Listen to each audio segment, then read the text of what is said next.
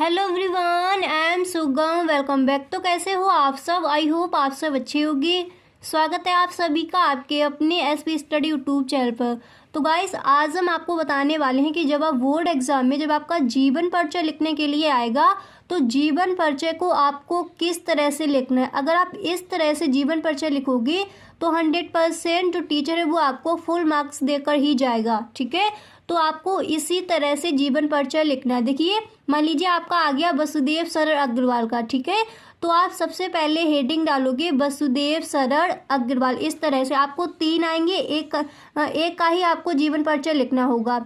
तो जैसे मान लीजिए आपका वसुदेव सरर का भी आ गया तो आपने उनका लिखा, तो पहले इस तरह से आपको हेडिंग डालनी है वसुदेव सरर अग्रवाल, और इसके बाद आपको इधर हेडिंग डालनी होगी जीवन परिचय। अगर आपसे इस तरह से प्रश्न पूछा है कि निम्नलिखित में से किसी एक लेखक का जीवन परिचय दीजिए और उनकी रचना यानी कृतियों पर भी प्रकाश डालिए। अगर आपसे इस तरह से प्रश्न पूछा है तब आप इस तरह से जीवन परिचय लिखोगे। अगर आपसे पूछा है कि निम्नलिखित में से किसी एक लेखक का साहित्यिक परिचय दीजिए और उसकी कृतियों पर प्रकाश डालिए, तो फिर आप इस तरह से नहीं लिखोगे। अगर आपसे साहित्यिक परिचय पूछा है तो सबसे पहले आपको एक ब्रैकेट बनाना है और उसमें आपका उनका नाम क्या है ये लिख देना है, मृत्यु कहाँ हुई, जन्म कहाँ हुआ, पिता का नाम क्या है और उनका जो इसका साहित्य में स्थान क्या है, इतना आपको ब्रैकेट में लिख देना है। और फिर उसके बाद आपको नीचे हेडिंग डालनी होगी साहित्यिक परिचय, और जो भी उन्होंने साहित्य में किया है फिर आपको वो लिखते जाना है। ठीक है, अगर आपसे साहित्यिक परिचय पूछा जाए तो साहित्यिक परिचय आप इस तरह से लिखोगे। तो यहाँ पर देखिए, मैंने बताया कि अगर आपसे पूछा जाए कि जीवन परिचय किस तरह लिखे, तो जीवन परिचय के लिए जो आप जिस लेखक का आप जीवन परिचय लिख रहे हो, पहले आपको इस तरह से हेडिंग डालनी है, फिर आपको इस तरह से यहाँ पर हेडिंग डाली है जीवन परिचय, फिर आपको लिखना है इस तरह से। देखिए, जैसे मैंने लिखा है वसुदेव सरर अग्रवाल का, तो आप लिखोगे डॉक्टर वसुदेव सरर अग्रवाल सन 1904 ईस्वी में। ठीक है, तो जब आप सन लिखोगे, किसी भी लेखक का आप जीवन परिचय लिख रहे हो तो सन जब आप लिखोगे तो उसके नीचे आपको ब्लैक पेन से एक लाइन कर देनी है, ताकि जो भी एग्जामिनर आपकी कॉपी चेक कर रहा है उसको साफ साफ दिखे कि आपने बिल्कुल सही सन डाली है। ठीक है, आपको सही से जीवन परिचय याद है। टीचर पूरा जीवन परिचय आपका वैसे भी नहीं पढ़ता, कोई भी नहीं पढ़ेगा। जो आपकी मेन चीज़ें होती हैं, जैसे इनका जन्म कहाँ हुआ, मृत्यु कहाँ हुई, इनके पिता का नाम क्या है, ठीक है, तो वो चीज़ें ही देखी जाती हैं, तो उनके नीचे आपको लाइन कर देनी है। ठीक है, तो जैसे मैंने यहाँ पर की है इसी तरह से आपको करना है।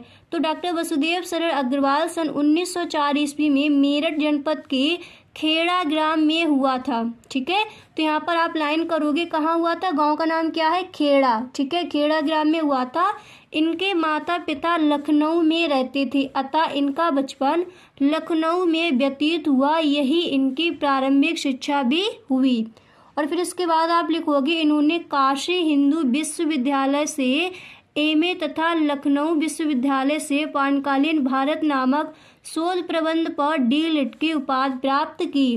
तो यहाँ पर जो काशी हिंदू विश्वविद्यालय है जहाँ से इन्होंने एमए की अपनी पढ़ाई की है, तो उसके नीचे भी आपको लाइन कर देनी है। ठीक है, आपको इस तरह से लिखना है जैसे एक टॉपर स्टूडेंट्स अपनी कॉपी को लिखता है। ठीक है, क्योंकि इस बार आपको भी 90+ स्कोर करना है। इतना लिखने के बाद फिर आप आगे लिखोगे, देखिए डीलिट की उपाधि प्राप्त की, फिर आप लिखोगे डॉक्टर अग्रवाल ने पाली संस्कृत एवं अंग्रेजी भाषाओं, भारतीय संस्कृति और पुरातत्व का गहन अध्ययन करके उच्च कोटि के विद्वान के रूप में प्रसिद्धि प्राप्त की। ओके, इस तरह से आप लिखोगे। इसके आगे आपको लिखना है और काशी हिंदू विश्वविद्यालय में पुरातत्व एवं प्राचीन इतिहास विभाग के अध्यक्ष और बाद में आचार्य पद को सुशोभित किया।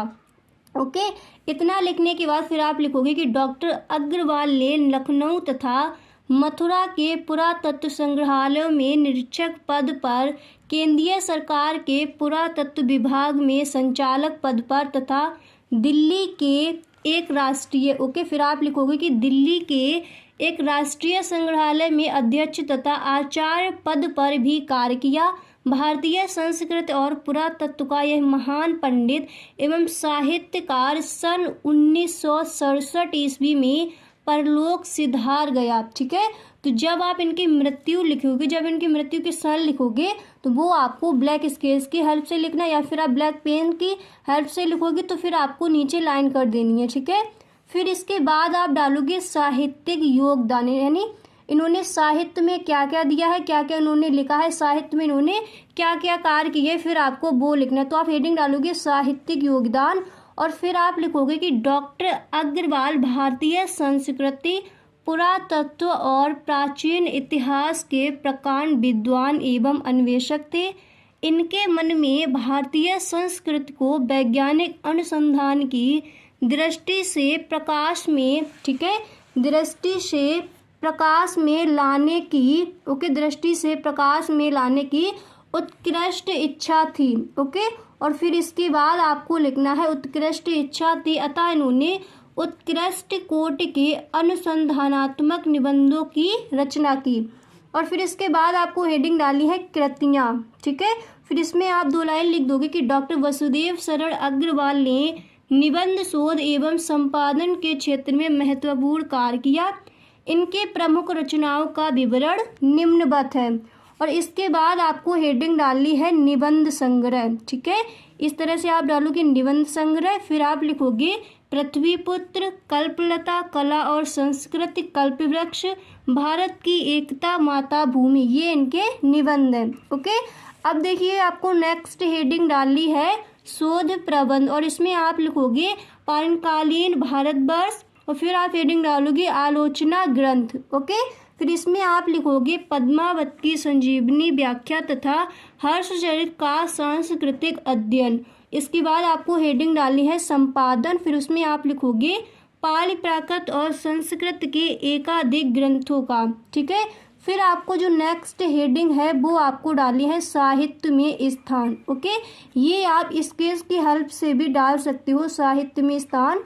और फिर इसमें आपको लिखना है, देखिए जो मैंने ये वसुदेव शरण जी का आपको जीवन परिचय बताया है, ये मैंने बहुत शॉर्ट में बताया है। बिल्कुल इसी तरह से अगर आप याद कर लोगे तो फिर आपको फुल मार्क्स मिलने वाले। अगर आप ज़्यादा डिटेल में लिखते जाओगे तो फिर आपके पास इतना टाइम भी नहीं होगा, ठीक है। तो जितना मैंने आज ये लिखाया है इसको ही आपको अपनी कॉपी में नोट कर लेना है। सेम इसी तरह आपको अपने बोर्ड एग्जाम की कॉपी में इसी तरह से आपको लिख कर आना है, ठीक है। जिस तरह से मैंने यहाँ पर हेडिंग डाली है, जिस तरह से मैंने जो आपके मेन पॉइंट है वहाँ पर मैंने नीचे लाइन खींची है, उसी तरह से सेम आपको करना है, ठीक है।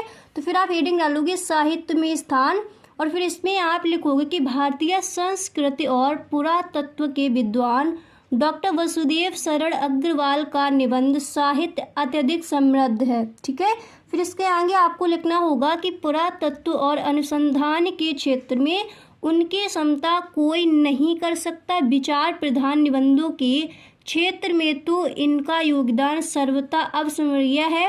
निश्चय ही हिंदी साहित्य में इनका मूर्धन्य स्थान है। इस तरह से आपको लिखना है इनका साहित्य में स्थान, ठीक है। तो आई होप आपको समझ आ गया होगा कि किसी भी लेखक का जीवन परिचय आए तो आप जीवन परिचय को किस तरह से लिखोगे कि हिंदी में आप 90+ स्कोर कर जाओ, ठीक है। एक एक चीज़ पर आपको ध्यान रखना है। तो निबंध आपको जीवन परिचय आपको इसी तरह से लिख कर आना है। तो गाइस अगर आपको वीडियो अच्छा लगा हो तो वीडियो को एक लाइक ज़रूर कर दे और अपने दोस्तों में शेयर करना बिल्कुल भी ना भूलें। Okay, thanks for watching.